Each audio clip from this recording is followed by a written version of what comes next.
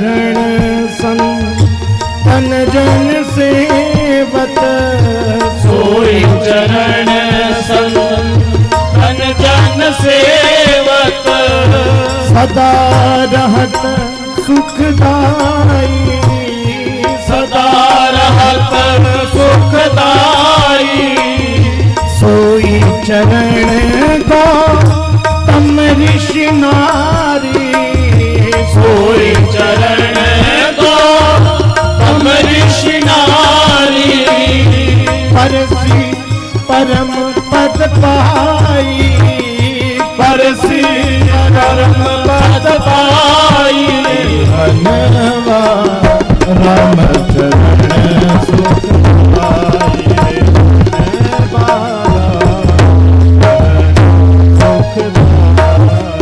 मनवा राम चरण सुख पाई, मनवा राम चरण सुख पाई। भज मन राम चरण सुखदाई, भज मन राम चरण सुखदाई, भज मन राम चरण सुखदाई।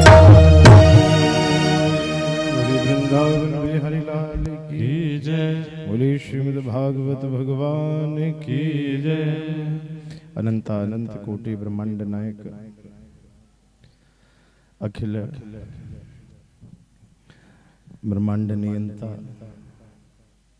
आदि अंत से रहित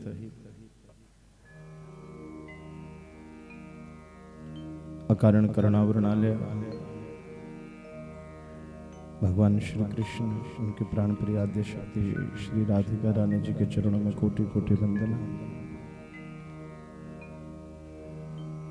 समस्त कुल देवता ग्राम देवता सभी के चरणों में बार बार वंदना। बाबा देहरा जी के चरणों में कोटि कोटि वंदना।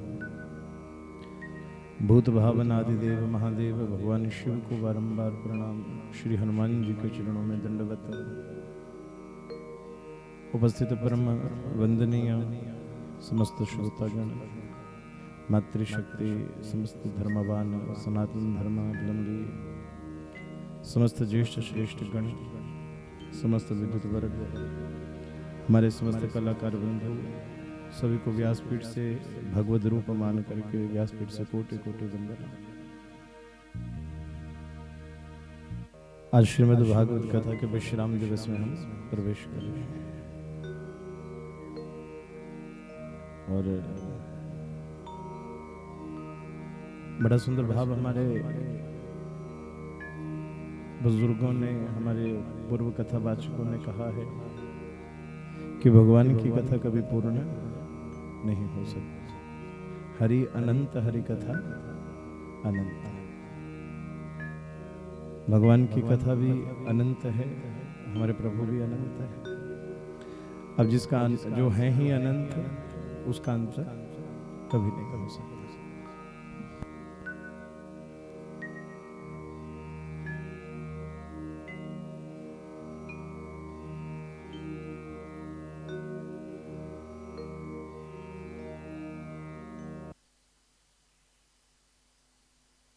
हरिओम हरिओम हरिओम हरिओम हरिओम हरिओम हरिओम हरिओम हरिओम हरिओम हरिओम हरिओम हरिओम।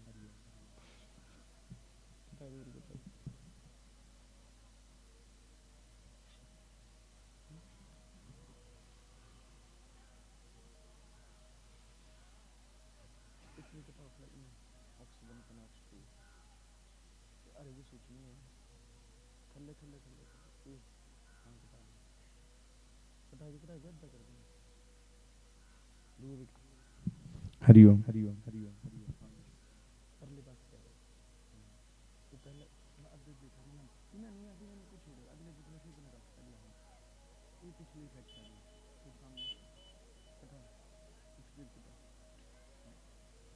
हरिओम हरिओम हरिओम।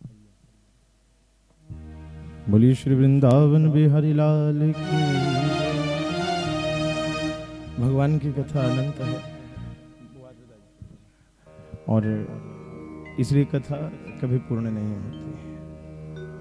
और देखिए, मैं तो ये कहूँगा, ये कथा विश्राम नहीं है आपके लिए, तो कथा प्रारंभ है। जब हम महाविद्यालय में पढ़ते थे तो हमारे परम पूजनीय आचार्य डॉक्टर ओमदास सरोज जी, जब हमने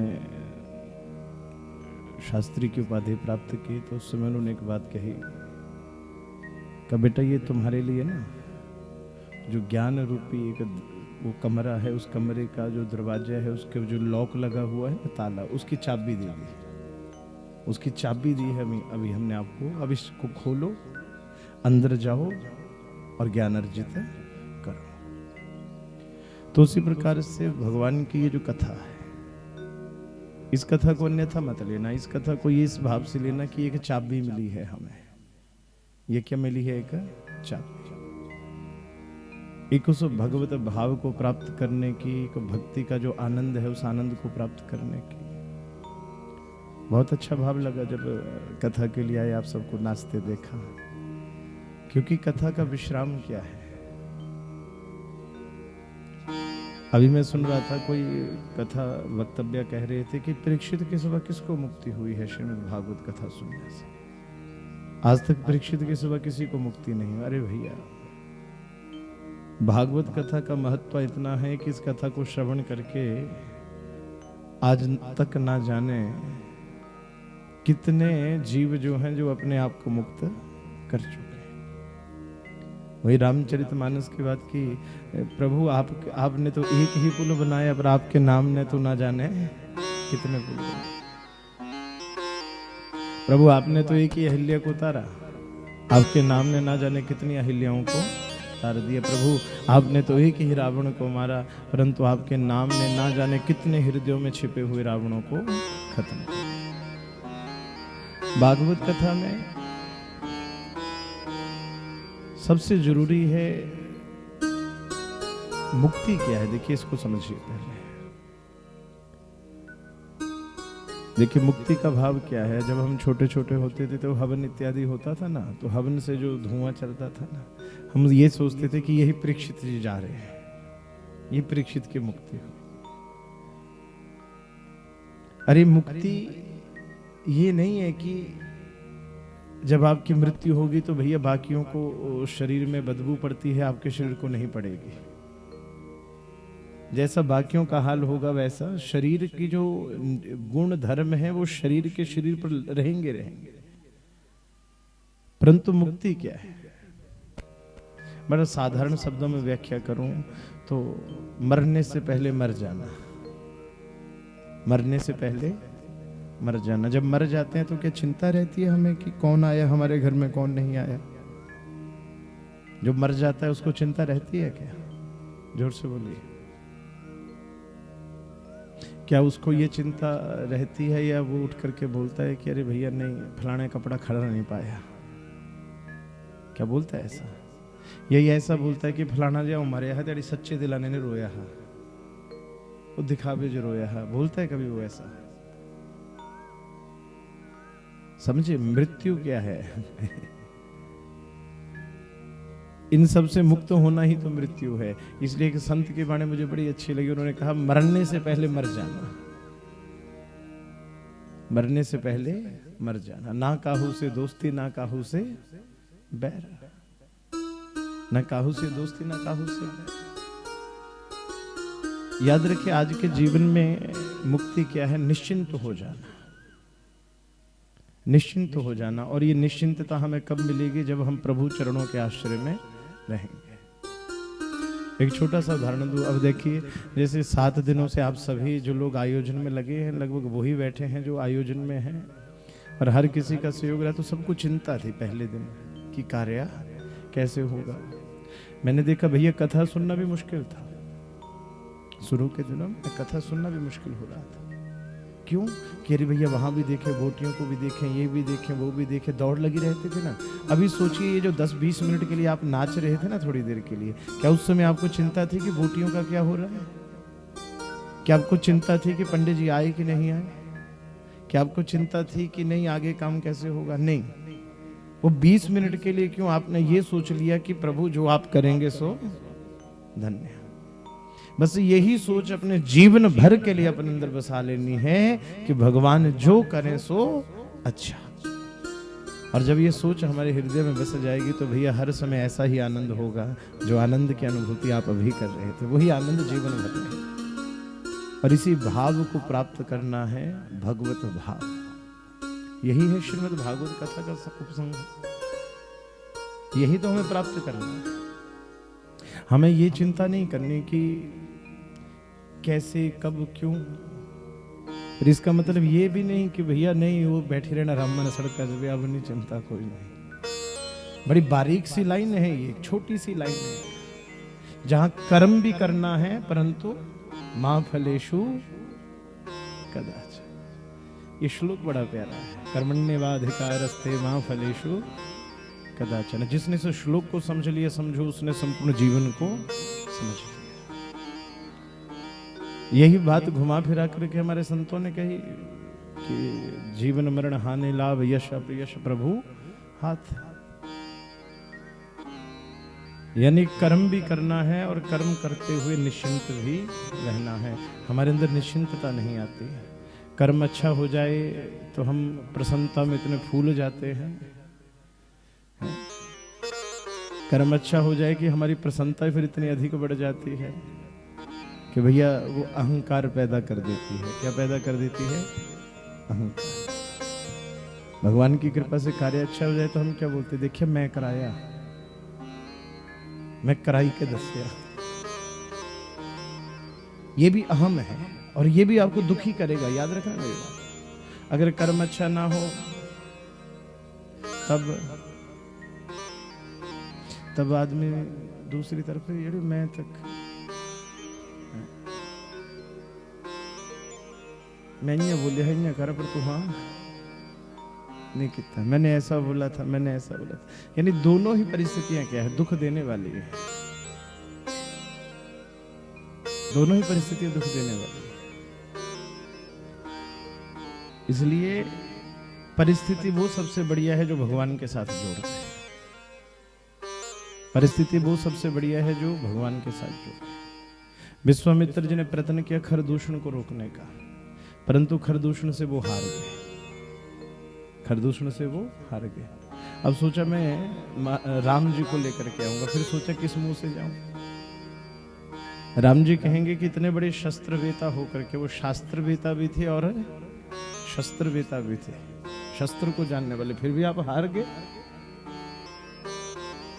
आप हार करके आए हो। फिर विश्वामित्र जी ने सोचा कोई बात नहीं, पर जब राम जी की तरफ जाने लगे तो सोचा रे भैया जीत से तो हार ही अच्छी। अगर जीत जाता है तो राम दर्शन नहीं होते, आज हार गया तो आज राम जी के दर्शन तो हो जाएंगे। देखिए जीत अच्छी होती है कि हार? जीतना अच्छा है कि हारना?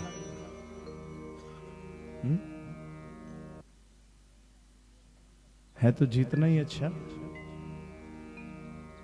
देखिए मेरी एक बात याद रखना, ना जीत अच्छी ना हार अच्छी, और जीत भी अच्छी और हार भी अच्छी।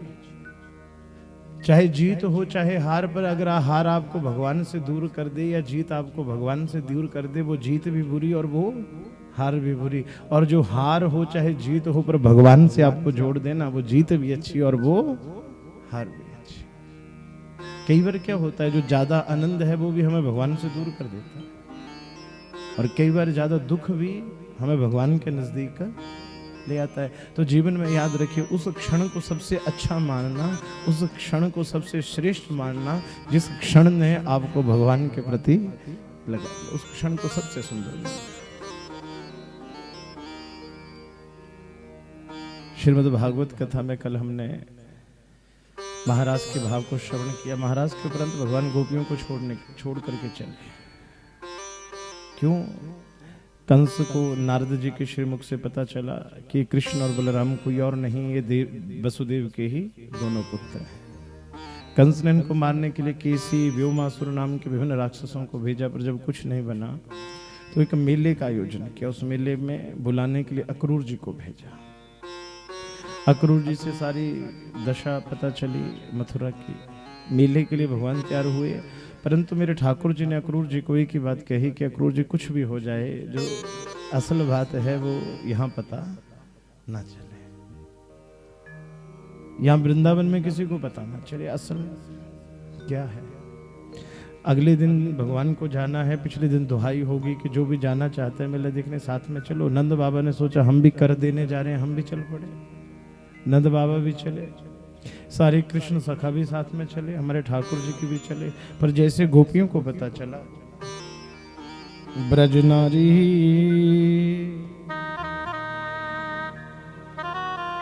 ब्रज नारी व्याकुल भई,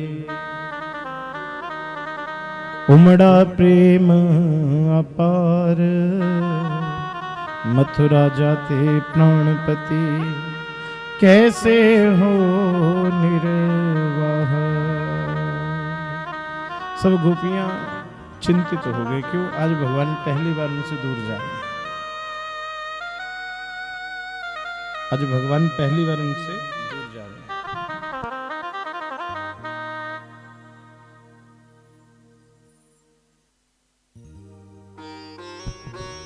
आज भगवान पहली बार उनसे दूर जा रहे हैं, इसलिए सब गोपियां थोड़ी व्याकुल हो गई। और व्याकुलता हुई भी सच्ची। क्यों? भगवान सोचिए, जहां साक्षात रहे होंगे हमारे ठाकुर जी, जहां अब देखिए 7 दिन का अनुष्ठान होता है ना, भागवत जी के भगवान की ही तो कथाएं सुनते हैं, पर भगवान की कथाएं सुनकर के 7 दिन में इतना प्रेम ठाकुर जी से हो जाता है कि जब ठाकुर जी को विदाई देते हैं ना, तो नेत्र सजल हो जाते हैं। आज भी जब ठाकुर जी चलते हैं तो एक ऐसा लगता है कि जैसे हमारे प्राण निकल करके जा रहे हैं। तो ऐसी परिस्थिति जब ठाकुर जी के प्रति आज भी हमारी है, तो वो समय कैसा होगा कि जब ठाकुर जी से धरा के ऊपर खेले होंगे, जिन गोपियों के घरों से मेरे ठाकुर जी खुद जाकर के माखन चुराते होंगे, जिन गोपियों के साथ भगवान बड़े ताथा थैया करके नाचते होंगे। आज उन गोपियों को लगा कि जैसे मथुरा जाते प्राणपति, आज जैसे उनके प्राण जो हैं वो ही जाए।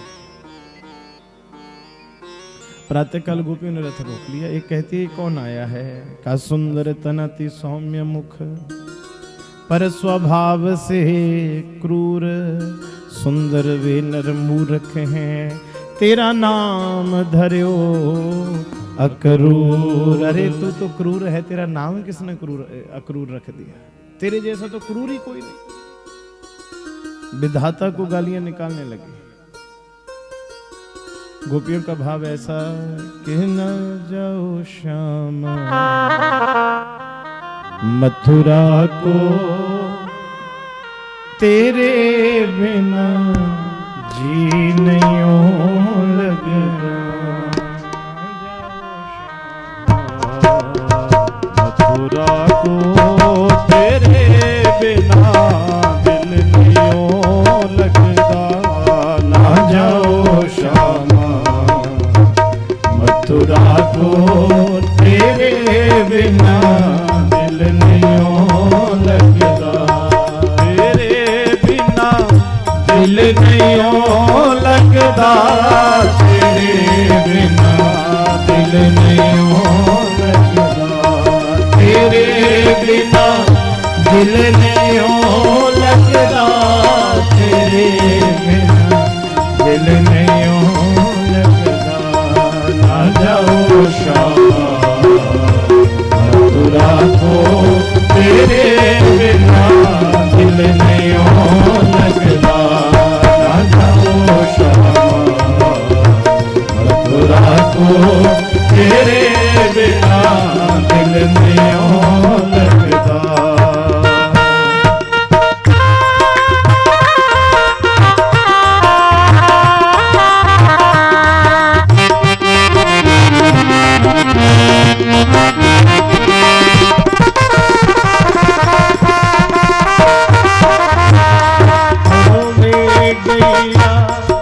रोबे मैया रोबे राधा बड़ी हो भारी, रोबे गैया रोबे मैया रोबे राधा बड़ी हो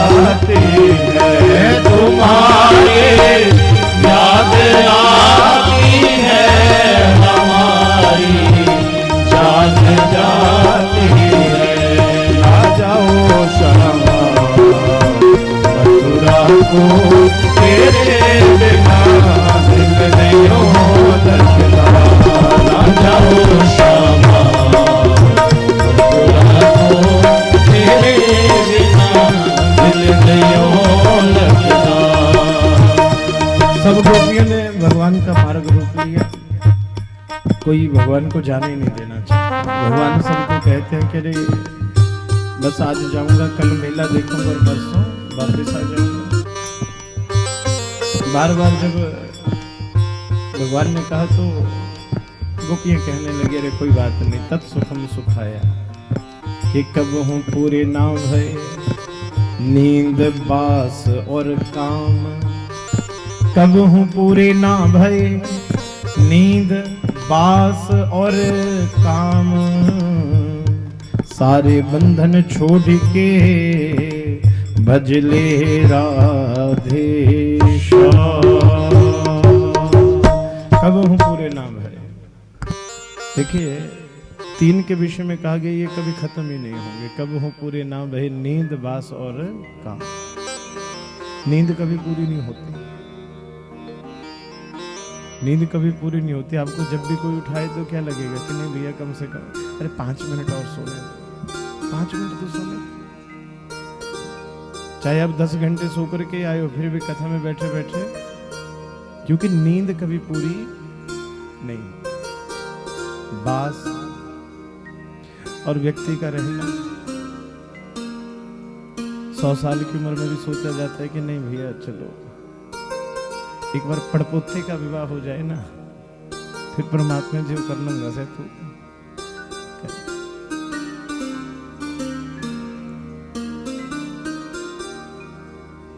यानी अनेक नींद बास और काम।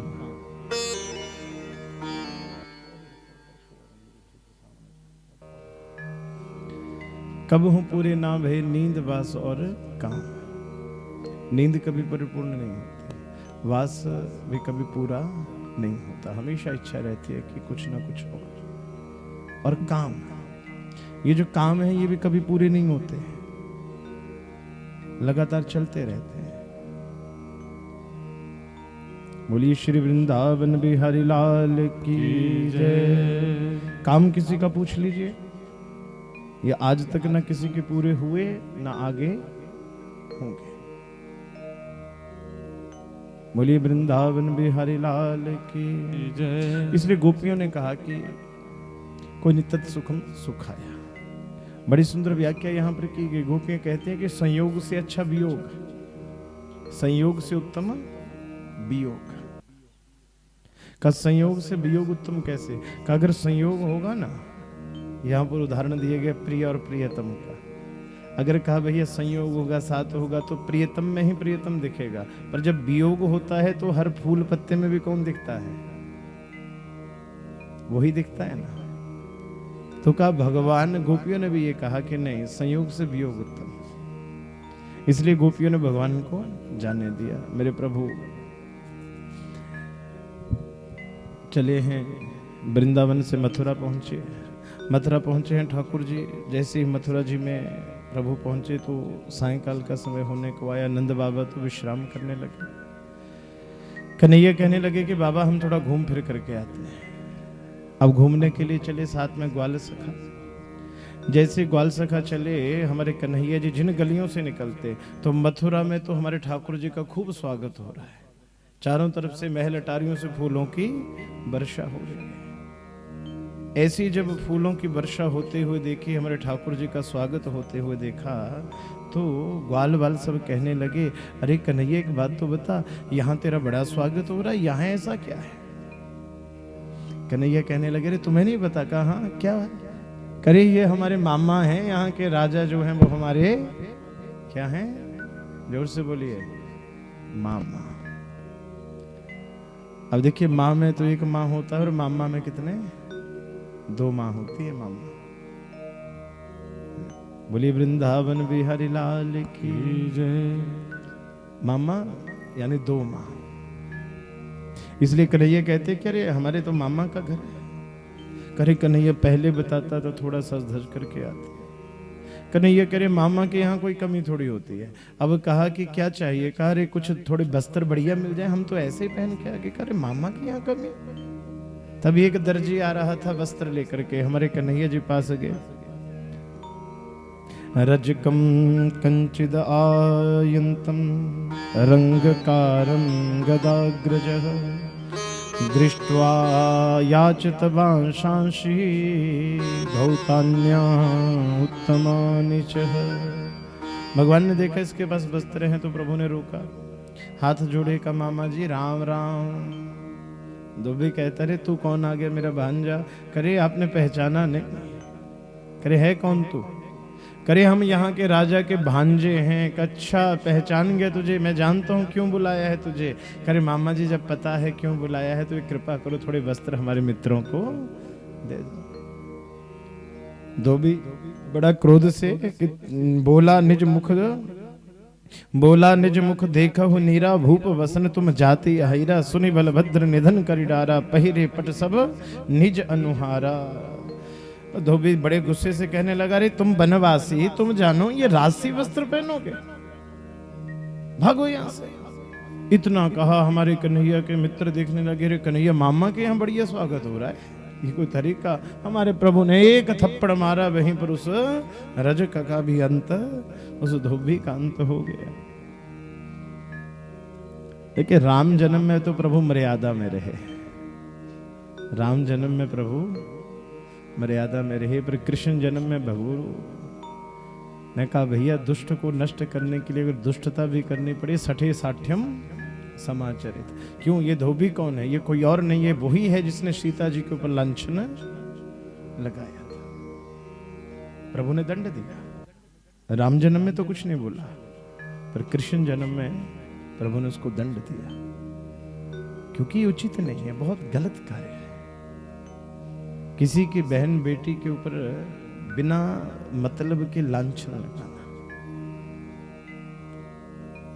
और आज तो ये परिस्थिति, हमारे बच्चे कर क्या रहे हैं? विचार करना, ये जो आजकल सोशल मीडिया चला है, कुछ तो मैंने ऐसा देखा कि भैया जो स्त्रियां हैं उनको बदनाम करने के लिए ना कुछ ऐसे भी तत्व हैं जिन्होंने तो ठेका ही ले रखा है, जिन्होंने तो पक्का नियम ही अपने जीवन का ध्येय ही एक बना लिया है। बस जिसके मन चाहे उसी के ऊपर कुछ ना कुछ कहते रहना, कुछ लांछन लगा देना, किसी के प्रति कोई ऐसी बात कह देना। अब कहने वाला तो कह करके निकल जाता है, पर भैया जो जिसके ऊपर बीतती है वो जानता है कि उस उतने से कहने का अर्थ क्या हुआ।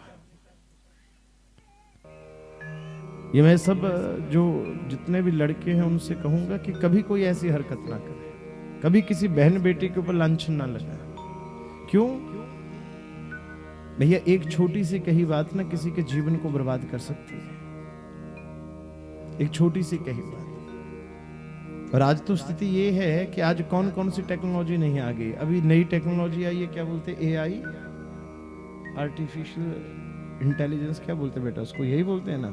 उसमें तो ये है कि चेहरा किसी और का लगा दो, शरीर किसी और, पता ही नहीं चलेगा। ऐसा करके, और मैं इसलिए कह रहा हूं कि ये देख रहे हैं हमारे इलाके में हो रहा है ये सब कुछ, मैं इसलिए कह रहा हूं। देखिए कथा का मतलब ये नहीं है केवल हमें भगवत भाव को ही प्राप्त करना। अगर भैया नर कौन है? नारायण। यत्र नार्य पूज्यन्ते तत्र रम्यन्ते तत्र देवता। जहां स्त्री को सम्मान की दृष्टि से देखा जाए भैया वही पर देवताओं का वास रहता है। जहां स्त्री के प्रति हीन दृष्टि रहेगी वहां भगवान का वास नहीं हो सकता। तो ऐसी परिस्थितियों में आज क्या, मिनट में वीडियो वायरल, मिनट में वीडियो वायरल। अरे माना किसी एक से गलती हो गई तो उसका मतलब ये नहीं आप वो कोई, भगवान ने आपको ठेका नहीं दिया है कि उसका प्रचार आप सारे संसार में करो। देखिए इस धोबी ने सीता जी के ऊपर लांछन लगाया था, इसका दंड इसको मिला। भगवान के घर देर है पर अंधेर नहीं। अब जैसे भैया धोबी का कल्याण हुआ तो सब ब्रजवासी जो साथ में भगवान के हैं सबने वस्त्र पहन लिए। एक दर्जी दौड़ता हुआ आया, क्योंकि भगवान के मित्रों ने वस्त्र तो पहने, पर वस्त्र कैसे लगे, जैसे भैया को सड़क पर झाड़ू देते हुए चले तो कपड़े भी। तो एक दर्जी ने आकर के वो कपड़े ठीक किए, ठाकुर जी को अपने हाथों से पोशाक पहनाई। बोली राधे, दोनों हाथ उठा करके बोली राधे। कर्म करते रहिए, कब काम आ जाए पता नहीं, अच्छा बुरा कर्म दोनों सामने आएगा। धोबी का बुरा कर्म अगले जन्म में सामने आया और ये दर्जी का अच्छा कर्म अगले जन्म में सामने आया। क्यों? ये दर्जी कौन है? ये दर्जी कोई और नहीं था, ये दर्जी त्रेता युग में जब भगवान राम का राज्याभिषेक होने लगा तो ये मिथिला का था। तो शुभ कर्म के लिए वस्त्र आज भी नियम है ना कि वो ससुराल वाले देते हैं जमाई को पहनने के लिए। तो जो जनक जी की पत्नी थी, राम जी की सास, उन्होंने इस दर्जी को कहा कि मेरे राम कल राज्याभिषेक होगा तो उसके लिए वस्त्र। इसने बड़ी सुंदर पोशाक सिलाई, पर जब तक पोशाक देने चला तब तक पता चला कि राम जी का वनवास हो गया। तो उस पोशाक को रख करके खूब रोया था कि प्रभु चाहता था आप मेरे हाथों से बनी पोशाक पहने, मेरे हाथों से बनी पोशाक पहने। भगवान ने उस जन्म में तो नहीं पहनी, पर आज इस जन्म में आकर के मेरे प्रभु ने उस दर्जी की इच्छा को भी परिपूर्ण किया। आज उस दर्जी ने अपने हाथों से भगवान को वस्त्र पहना है। कैसी कृपा मेरे प्रभु। और ये घटनाएं, ये कथाएं आज भी कलयुग में होती हैं। एक कृष्ण भगत थे, बड़े रसिक जन थे। ठाकुर जी की कृपा से उनके पास धन धान्य भी बहुत था, तो हर वर्ष वो ठाकुर जी के लिए वस्त्र भेजते थे सर्दियों में। और सर्दियों में उनके पहनाए हुए, उनके भेजे हुए वस्त्र ठाकुर जी को पहनाए जाते। आज भी वृंदावन आप जाइए ना, तो जो ठाकुर जी है उनकी सेवा मिलती है, और उस सेवा के लिए लोग तरसते हैं कि वो सेवा कभी हमें मिले। ये शायद आगरा के थे। तो एक बार क्या हुआ कि उस समय मुगलों का राज था, तो राजा ने इनके सारा धन धान्य छीन लिया, इनके पास कुछ नहीं बचा। अब वृंदावन बिहारी जी वहां से जो मंदिर था, वहां से हर वर्ष जैसे यहाँ आते हैं ना मंदिर में, कोई फला मंदिर के आते, वो छमाई लेने के लिए आते ना कई बार, तो वहाँ ये नियम था कि जो भगत जन थे, तो ठाकुर जी की तरफ से वो व्यक्ति जाते थे गोस्वामी जी की तरफ से कि ऐसे ऐसे। तो अब की बार जो भेजे गोस्वामी जी ने सेवक, तो वो सेवक इनके घर नहीं गया, महात्मा जी के घर। क्यों? सोचा कि अब उनके पास कुछ नहीं है, अगर मैं जाऊंगा तो बेचारे सोचेंगे कि मेरे पास कुछ नहीं है देने के लिए, थोड़ा शर्म करेंगे, तो इसलिए नहीं गए। पर फिर सोचा कि अगर नहीं गया तो ये सोचेंगे कि जब मेरे पास सब कुछ था तो आते थे, अब नहीं आ रहे, इसलिए सेवक चला गया। पर उसने ये नहीं कहा कि ठाकुर जी की पोशाक की जो आप हर बार देते थे, उसने नहीं कहा, चुपचाप बैठा रहा। और उसने व्यक्ति ने क्या किया था, जो पहले भैया बड़े से सुंदर वस्त्र ठाकुर जी के लिए भेजता था, आज व्यवस्था ऐसी नहीं थी। तो एक महीन सा कपड़ा होता है ना, जिसको हम हलवान बोलते हैं, उसमें छेद होते हैं ना बड़े ज्यादा, उसने वैसा ही एक थान ले लिया था कपड़े का, ठीक है। और वैसा ही कपड़ा उसने बड़े भाव से रंगा था, लाल रंग में रंग करके उसने रोते रोते उसके पास दे दिया कि भैया ये ठाकुर जी को मेरी तरफ से अर्पित कर दे। पर वो अपने आप में बड़ा दुखी इसलिए हुआ कि हर बार ठाकुर जी को बढ़िया से बढ़िया पोशाक भेजता था वो, और आज ये स्थिति है कि प्रकाश जो ठाकुर जी की इच्छा, तो उसने वो महीन कपड़ा भेज दिया। और उधर जो गोसाई जी थे, वो ठाकुर जी को सर्दियों के वस्त्र पहनाने लगे। तो उन्होंने अनुभव किया कि ठाकुर जी की जो ठाकुर जी विराजमान है, ठाकुर जी कहां पर हैं, ठाकुर जी? कहा ठाकुर जी क्यों? कहा ठंड लग रही है। तो क्या किया, बहुत सारे वस्त्र ठाकुर जी को पहनाने लगे, अनेक वस्त्र उड़ा भी दिए, पर ठाकुर जी फिर भी ठंड से कांपे।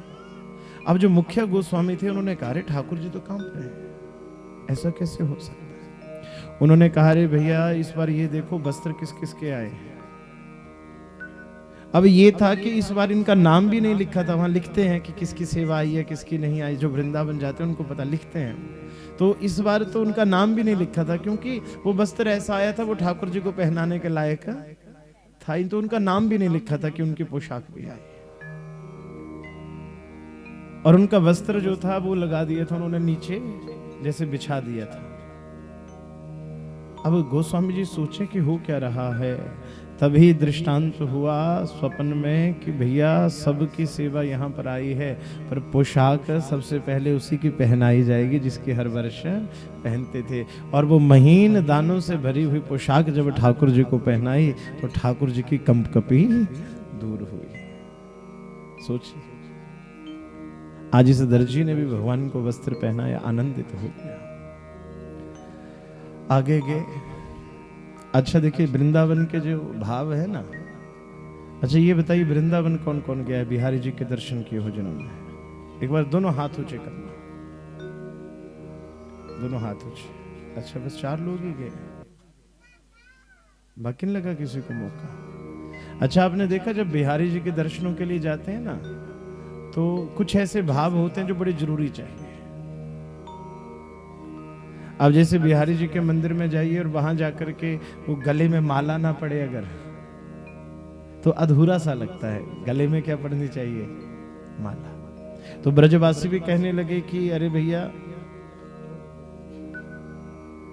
बोलिए वृंदावन बिहारी लाल की जय।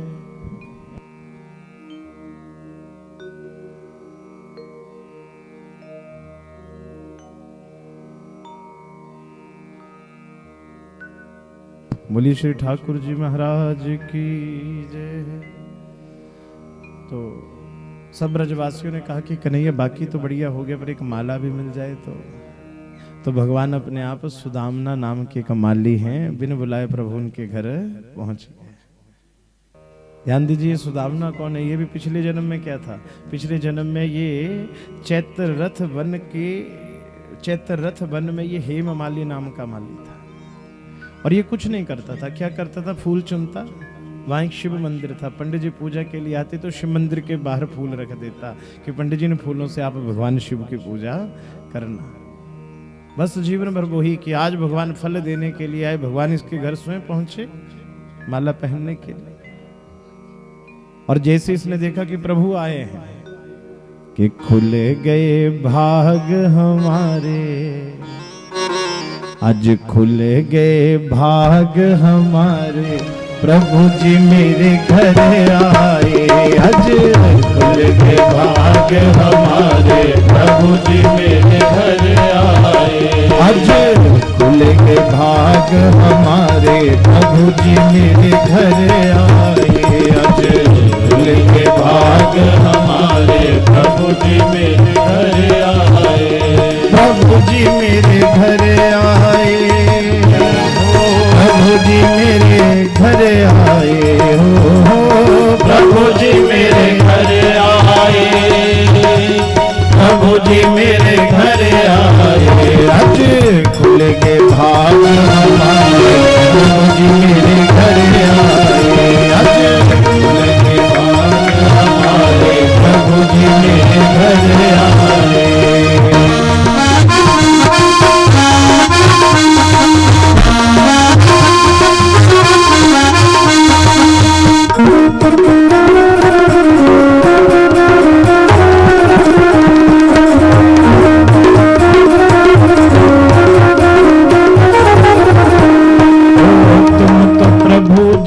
चंदा सूरज, तुम तो प्रभु जी चंदा सूरज।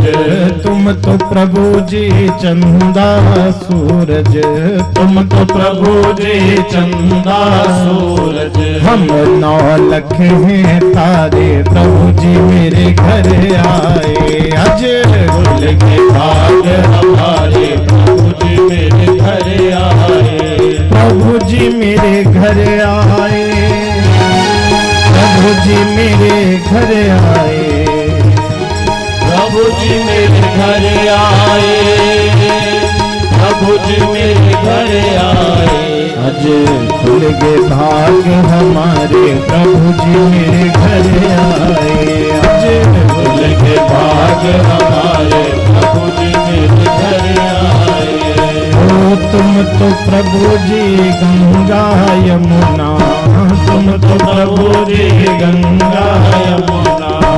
तुम तो प्रभु जी गंगा यमुना, तुम तो प्रभु जी गंगा यमुना। हम हैं नदी और नाले, प्रभु जी मेरे घर आए। आज कुल के बाद हमारे प्रभु जी मेरे घर आए। आज ये सुदामना माली नाचने लगा कि प्रभु भक्त को तो भगवान के घर जाते हुए अनेक बार देखा, पर आज तो बड़ी कृपा मेरे प्रभु की भई है, आज भगवान ही भक्त के घर आए हैं। सुदामना माली ने अपने हाथों से भगवान को माला पहनाई, भगवान के मित्रों को माला पहनाई है। बोले वृंदावन बिहारी लाल की जय। मित्रों को माला मिली। अब कन्हैया ने पूछा भैया बताओ कोई कमी रही तो बताओ। सब ब्रजवासी कहने लगे कन्हैया कोई एक कमी फिर बच रही है, थोड़ी सी कमी, बाकी तो सब हो गया। करे वस्त्र मिल गए, फिटिंग हो गई, हार मिल गया, अब और क्या चाहिए। अब देखिए वृंदावन जाए ना, वहां पर सब कुछ मिल जाए, पर जब तक वो माथे पर तिलक ना लगे तब तक अधूरा सा लगता है, तब तक अधूरा सा लगता है। करे कन्हैया बस थोड़ा चंदन मिल जाए।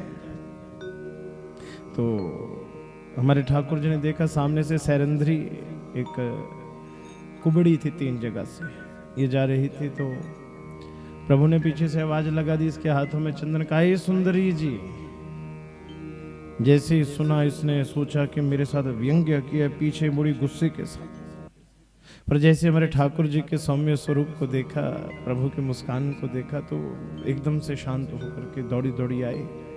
कहा सुंदरी जी इतनी कृपा करो, थोड़ा चंदन हमें भी लगा दो। तो इसे शैरंध्री ने भगवान को और उनके मित्रों को चंदन लगाया है। जैसे चंदन लगाया तो हमारे ब्रजवासी कहने लगे ठाकुर जी अरे इसको तो कुछ ना कुछ देना पड़ेगा, कुछ दे दो, खाली हाथ चंदन थोड़ी लगवाते, अच्छे थोड़ी लगते, कुछ ना कुछ दो, टीका लगाया है। ठाकुर जी ने कहा कोई बात नहीं। उसी समय मेरे प्रभु ने दाहिने पांव का अंगूठा अंगूठे से दबाया और हाथ का अंगूठा हाथ से पकड़ा, एक झटका दिया, भगवान ने सुंदरी कहा था सुंदरी ही बना दिया। बड़ा दिव्य स्वरूप इसने धारण किया। एहि वीरम गृह्यामो न त्वाम त्यक्तुम यह उत्साहे। अब वो सैरंध्री कहने लगी कि प्रभु तो जब इतनी कृपा की है तो इतना सौर करिए, मेरे घर चलिए। दोनों हाथ पकड़ लिए भगवान के कि प्रभु अब छोड़ने वाली नहीं हो, अब तो घर चलना पड़ेगा। भगवान ने कहा कोई बात नहीं देवी, तेरे घर भी आएंगे, पर पहले एक बार कंस का कल्याण कर दे, फिर तुम्हारे यहाँ भी आएंगे। बोलिए राधे। भगवान इसके पास पहुंचे हैं रणभूमि में, जहां पर धनुष रखा है। रंग भूमि आए यदुराए, शक्र धनुष मही तोरी गिराए। और यहाँ पर धनुष रखा है, परशुराम जी ने दिया था कंस को, और कहा था यत कोदंड वैष्णव तदभंगी भविष्यति परिपूर्णम तमो देवा सर्वे त्वं घातयिष्यति। कि कंस इस धनुष को कोई तोड़ नहीं सकता, पर याद रखना जब कोई तोड़ दे तो समझना फिर तुझे छोड़ नहीं सकता, वो मारेगा। आज मेरे प्रभु ने खेल खेल में इस धनुष के टुकड़े कर दिए। आसपास जो सैनिक आए भगवान ने उनका भी कल्याण किया। भगवान चुपचाप जाकर के नंद बाबा के पास सोए। प्रातः काल उठे, बाकी तो सब पहले पहुंच के मलभूमि में। हमारे ठाकुर जी और बलराम जी सबसे बाद में पहुंचे, और जैसे पहुंचे तो सबसे पहले द्वार पर ही हाथी ने रास्ता रोक लिया। कुबल्या पीड़ नाम का हाथी। अम्बष्ट मार्गम यो मार्गम नौ देहया उपक्रम चिरम नो चेत संकुंजरः त्वम आद्यः नयाम यम साधना। महावत से कहा कि महावत मामा थोड़ा हाथ से को उठाइए, हमें अंदर जाना है। कहा तुम कौन? का मैं कृष्ण का, तेरे लिए तो ये हाथी रखा है। महावत ने हाथी से भगवान को कुचलवाना चाहा, मेरे प्रभु ने सूंड से पकड़ा, दांत निकाल करके इसका भी कल्याण किया। बोलिए वृंदावन बिहारी लाल की जय। बलदाऊ भैया कहने लगे अरे कन्हैया जब द्वार पर ही इतनी व्यवस्था है तो आगे भी मामा ने कमी नहीं छोड़ी। दोनों भाइयों ने 2 दांत उठाए, एक एक दांत दोनों भाइयों ने लिया, रक्त रंजित, और प्रवेश किया है मल्ल भूमि में। जैसे मल्ल भूमि में मेरे प्रभु प्रवेश कर रहे हैं, जैसे मल्ला नाम जो पहलवान थे उनको लगे को बहुत बड़ा पहलवान आया है। एक ही बस देखो लगे कि वरना सारा शिशु तक हो गया। कंस को लगे मेरा काल आ गया है। जाके रही भावना जैसी प्रभु मूरत तिन देखी ऐसी। जिसने जैसे देखा भगवान का वही सुख। और उसी समय चाणूर नाम का पहलवान मल्ल भूमि में कूदा। अरे हे श्याम सुंदर, हे नंद सुनो, हे नंद के पुत्र, बड़ा नाम सुना है तेरा, आकर के मुझसे युद्ध कर। हमारे राजा को मल्ल युद्ध बड़ा प्रिय है। भगवान कहते रे भैया सुन ले। बोले प्रभु जानत सब कोई, मल्ल युद्ध बिन मेल ना होई। युद्ध जो होता है बराबरी वालों में होता है। बिना बिचारी जो भूप करावे, अब सी राज ताको मिट जावे। और हे राजन, जो बिना मेल के युद्ध करवाते हैं ना, उसका सब कुछ नष्ट हो जाता है। अरे इस पहलवान को भी देख, मुझे भी देख। देखिए ध्यान देना है, ये जो मल्ल युद्ध की खेल है, ये जो मल्ल युद्ध की परंपरा है, आज धीरे धीरे मुगल काल के कारण इस परंपरा को भी हमने पीर फकीरों से जोड़ दिया। मल्ल युद्ध की परंपरा जो है वो पीर फकीर की नहीं, ये हमारे हनुमान जी, ये महावीर की, ये महावीर की बनाई हुई परंपरा, ये हनुमान जी के समय की परंपरा है। ये अन्य किसी के लिए, देखिए हमारे यहां साधारण शब्दों में है क्या, और कुछ नहीं। अब जैसे हमारे गुग्गा जहर कई जगह पीर बोला जाता है, कई जगह वीर बोला जाता है। अब ये क्या था कि ये था, जब मुगल थे वो हमारे जितने भी संत महात्मा थे उनके लिए केवल पीर शब्द का प्रयोग करते थे। उनकी भाषा में पीर ही चलता, फकीर। और हमने धीरे धीरे धीरे धीरे भैया उसी परंपरा को चलाए रखा। मल्ल युद्ध मल्ल भूमि में आज भी क्या दिया जाता है नाम में, क्या देते हैं? गुरुज है ना। गुरुज किसकी निशानी है? जोर से बोलिए, हनुमान जी की। तो जब भी मल्ल युद्ध कहीं भी हो वहां पर प्रयत्न करिए हनुमान जी की बढ़िया फोटो लगनी चाहिए। वहां पर हनुमान चालीसा का पाठ करके पहले हनुमान जी का आवाहन करना चाहिए। अच्छा, यहां मल्ल युद्ध प्रारंभ हुआ। जैसे चाणूर ने कहा कि हमारे कन्हैया कहते कि मल्ल युद्ध बिन मेल ना हुई। अरे कर क्या रहे हो? चाणूर कहता रे मैं जानता हूं ना बालो ना किशोरस तुम बलश बलिनाम्बरा लील ये भू हतो ये न सहस्र दीप सत्व भेद। मैं जानता हूं तुम ना बाल हो ना किशोर हो। अरे तुम तो बलियों के भी बलि हो। जिस कुबल्या पीड़ हाथी को पटक करके आए हो ना, उसको 10,000 हाथियों का बल था। इसलिए बातें ना बनाओ, आप मुझसे युद्ध करो। एवं चर्चित संकल्पो भगवान मधुसूदना आसदात चाणूर मुष्टिकम द्रोहिणी सुताहा। मेरे प्रभु मल्ल युद्ध में कूदे हैं चाणूर के साथ। हमारे ठाकुर जी युद्ध करने लगे मुष्टिक के साथ। बलराम जी का युद्ध हुआ। एक समय बड़ा चाणूर ने अपनी तरफ से बड़ा कुशल युद्ध दिखाया। जंगाभ्याम जंगा पदभ्याम, जो पैरों से पैर मिल गए, जंघाओं से जंघाएं टकराने लगी। और ऐसा दिव्या वातावरण। कंस ऊपर से चिल्लाए, अरे कर क्या रहे हो, जल्दी मारो इस बंजर को। चाणूर ने एक प्रहार में प्रभु के ऊपर किया और ऐसा लगा जैसे भगवान के गले में किसी ने माला पहनाई हो। और जब मेरे ठाकुर जी ने प्रहार किया तो उस प्रहार को चाणूर नहीं सहन कर पाया। बलराम जी ने मुष्टिक के ऊपर प्रहार किया, उसका भी अंत हुआ। शल और मूषल नाम के पहलवान टूट पड़े। मेरे प्रभु ने इनका भी कल्याण किया। कूट नाम का पहलवान टूट पड़ा, मेरे प्रभु ने इसका भी कल्याण किया। 5 पहलवान ये युद्ध के लिए आए, 5 ही मुक्त हुए। अब कंस चिल्लाने लगा, सैनिकों को कहने लगा, अरे पकड़ो इसको, जाने मत दो, सब एक साथ इसके ऊपर टूट। मेरे प्रभु उछले भूमि को पटका और ऐसा वक्ष स्थल कि आज मेरे प्रभु ने कंस का भी प्रारंभ।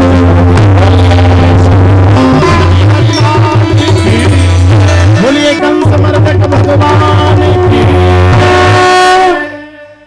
कंस का वध हुआ। बोलिए वृंदावन बिहारी लाल की। कंस के अन्य भाई भी टूट पड़े, उनका भी कल्याण हो। नंद बाबा ने जैसे दृश्य देखा कहने लगे, अरे कन्हैया तूने तो राजा ही मार दिया, ये क्या किए? कहा बाबा मुझे कुछ पता नहीं, मुझे तो ये पता है कि जब मैं युद्ध भूमि में आया तो मुझे तो कुछ नहीं याद। उसके बाद ये याद है कि एक बड़ा सा बानर आया था, उसी ने सब किया। नंद बाबा कहे सुंदर, क्यों? जैसे तेरा युद्ध होने लगा था तो मैंने हनुमान जी का वाहन किया था। अरे ये हनुमान जी ही आए होंगे। बोलिए हनुमान जी महाराज की जय।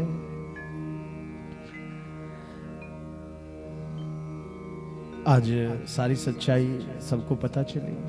तो कृष्ण और बलराम जो थे, सारे ब्रजवासी वापस आए। जिस आनंद से गए थे उसी दुख से वापस आए। कृष्ण और बलराम बहन अब मथुरा में रहे। सर्वप्रथम उग्रसेन जी को मुक्त कराया। उग्रसेन जी राजा बने। राजा बनने के उपरांत भगवान की शिक्षा दीक्षा के लिए भगवान को संदीपनी जी के आश्रम में भेजा गया।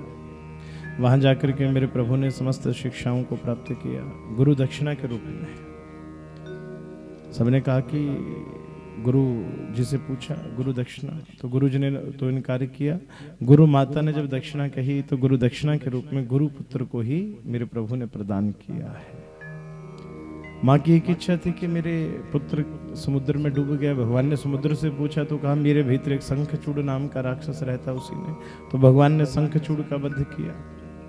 तदोपरांत शंखचूड़ ने भी देखा, वहां भी नहीं मिला, तो जाकर के सीधे यमराज धर्मराज की पुरी में भगवान ने जाकर के शंख ध्वनि कर दी। यमराज भी वहां पर बाहर आए, भगवान का ये छोटे सत्कार किया।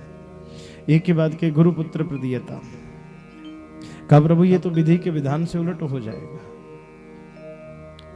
क्यों? जिसकी मृत्यु हो गई वो कभी वापस नहीं आएगा। भगवान कहते हैं कि विधान बनाने वाला भी मैं ही हूं, इसलिए आज जो आज्ञा दे रहा हूं वो आज्ञा माननी पड़ेगी। तो गुरु जी के लिए गुरु पुत्र को मेरे प्रभु पुनः लेकर के आए हैं। बोली वृंदावन बिहारी लाल की जय।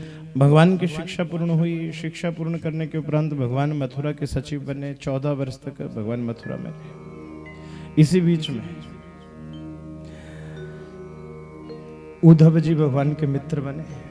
ये उद्धव जी जो थे ब्रह्म ज्ञानी थे, ये गुरु बृहस्पति के शिष्य थे। इनको अपने ज्ञान के ऊपर बड़ा हम था। तो ये गए भगवान के परम प्रिय सखा भी बने। भगवान चाहते थे कि इनमें सब कुछ है, परंतु जो प्रेम का भाव होना चाहिए भगवान के प्रति वो प्रेम नहीं। देखिए आप कितने भी शास्त्र वेता क्यों ना, परंतु जब तक भगवान के प्रति प्रेम ना हो, सबसे जरूरी है प्रेम। कम से कम अपना तो समझे। अगर आप भगवान के प्रति प्रेम नहीं रखते, कोई भाव नहीं रखते, तो क्षमा करना, आप भगवान की पूजा थोड़ी करें, आप तो पीतल की पूजा कर रहे हैं। और याद रखिए पीतल की पूजा का कोई फल नहीं। सबसे जरूरी है भाव। भावो ही विद्यते देवा। उद्धव जी में सब कुछ था परंतु प्रेम का भाव नहीं था, इसलिए हमारे